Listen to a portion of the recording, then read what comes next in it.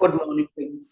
GST platform के YouTube channel में आप सभी का स्वागत है। जी हाँ फ्रेंड्स, जीएसटी के अंदर आपके लिए 2 और 3 नई ऐसी एडवाइजरीज इशू करी गई हैं, या फिर यूं कह लीजिए जीएसटी पोर्टल के अंदर 2 चीजें बदल दी गई हैं, जिससे आपकी फाइलिंग, चाहे वो रिटर्न की फाइलिंग हो, रिफंड की फाइलिंग हो, या फिर एमएनएसटी के फॉर्म की फाइलिंग हो, जो 30 जून को लास्ट डेट आ रही है, उससे रिलेटेड सारा का सारा प्रोसेस जो है वो जीएसटी पोर्टल की इस एडवाइजरी ने चेंज कर दिया है।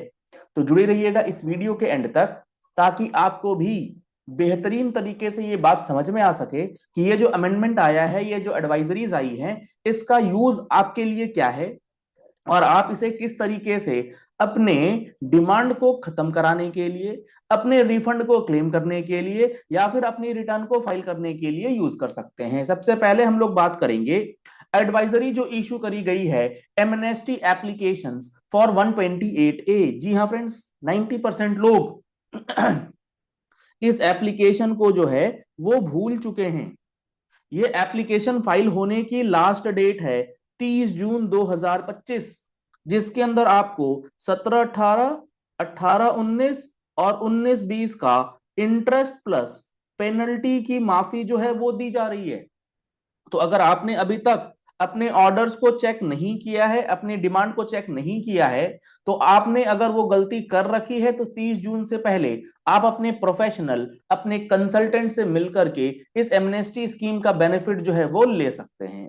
अब इस एडवाइजरी में क्या बातें लिखी गई हैं? इस एडवाइजरी के अंदर जो बातें लिखी गई हैं वो प्राइमरली ये है कि अगर आप एमनेस्टी स्कीम को फाइल करने में कोई भी एरर फेस कर रहे हैं, क्योंकि अभी हो क्या रहा है ना, काफी सारी चीजें जीएसटी पोर्टल के अंदर एमनेस्टी स्कीम की बात अगर करी जाए तो वहां पर आ रही है। जैसे वहां पर कई केसेस में ऑर्डर नंबर जो है वो ऑटो पॉपुलेट नहीं हो रहा, यानी कि ऑर्डर नंबर का रेफरेंस नंबर जो है वो दिख नहीं रहा। अगर रेफरेंस नंबर दिख भी रहा है तो उसे सिलेक्ट करने के बाद उसकी जो डिटेलिंग है, उसकी जो डिटेल्स आनी चाहिए, वो ऑटो पॉपुलेट नहीं हो रही है। तो ये 2 प्राइमरीली एरर्स जो हैं वो रिफ्लेक्ट हो रहे हैं।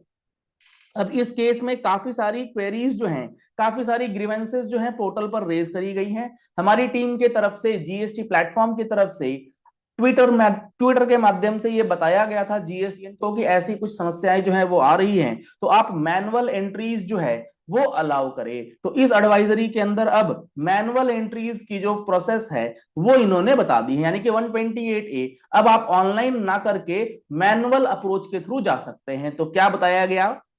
The taxpayers facing technical issues which is restricting them to file MNST applications are advised to adopt alternative route of manual entry। जी हाँ friends, manual entry of order details वो अब आप फीड कर सकते हैं पोर्टल पर। इसके लिए आपको क्या करना है, जब आप 128A फाइल करेंगे तो वहां पर आपसे एक सवाल पूछा जाता है, whether the demand order is issued through GST portal और नॉट। तो आप वहां पर कर देंगे नो, चाहे वो ऑनलाइन आया हो, पोर्टल पर अवेलेबल हो, फिर भी आपको करना है नो। और नो करने के बाद जब आप डिमांड ऑर्डर की डिटेल्स भरेंगे तो वहां पर आपको जो ऑर्डर का रेफरेंस नंबर है, ऑनलाइन ऑर्डर रेफरेंस नंबर है, उसे मैनुअली वहां फीड कर देना है और उसके सामने ONL मेंशन कर देना है। यह मैकेनिज्म गवर्नमेंट ने, जीएसटी पोर्टल ने दिया है। If the exact order number as already recorded in the system under online mode is entered without any modification, the system will restrict filing under manual mode as the order was originally issued online। तो ये बात आपको ध्यान में रखनी है। The editable details in the basic details shall be entered manually। जो basic details है वो भी आपको मैनुअली जो है वो एंटर करना होगा, जिसके अंदर आपको अपना नाम, अपना मोबाइल नंबर, अपना जो भी जुरिस्डिक्शन है, जो एड्रेस वगैरह है, ये सारी चीजें आपको मैनुअली फीड करनी होगी।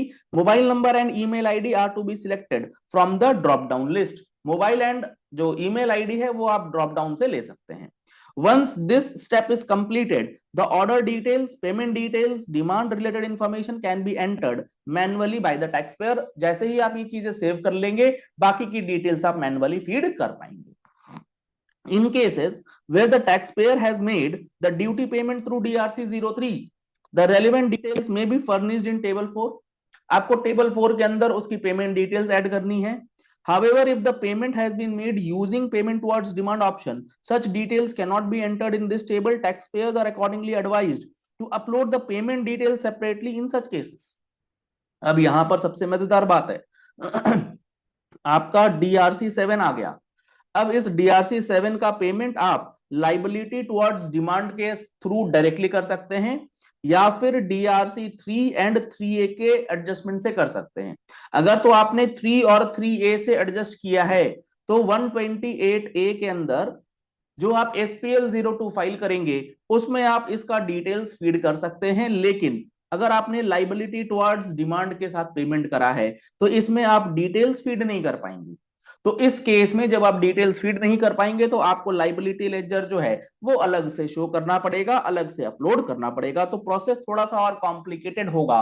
तो इसीलिए समय रहते अपने प्रोफेशनल कंसल्टेंट से मिल करके 128A के इस एमनेस्टी स्कीम का बेनिफिट जो है जल्द से जल्द ले लीजिए, क्योंकि 30 जून के बाद ये समय खत्म हो जाएगा, कोई ऑप्शन आपके पास नहीं बचेगा।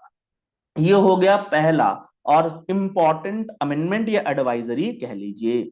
दूसरी जो सबसे बेहतरीन एडवाइजरी आई है आपके लिए, GST रिटर्न अब 3 इयर्स के बियॉन्ड आप नहीं फाइल कर पाएंगे as per the provisions of act.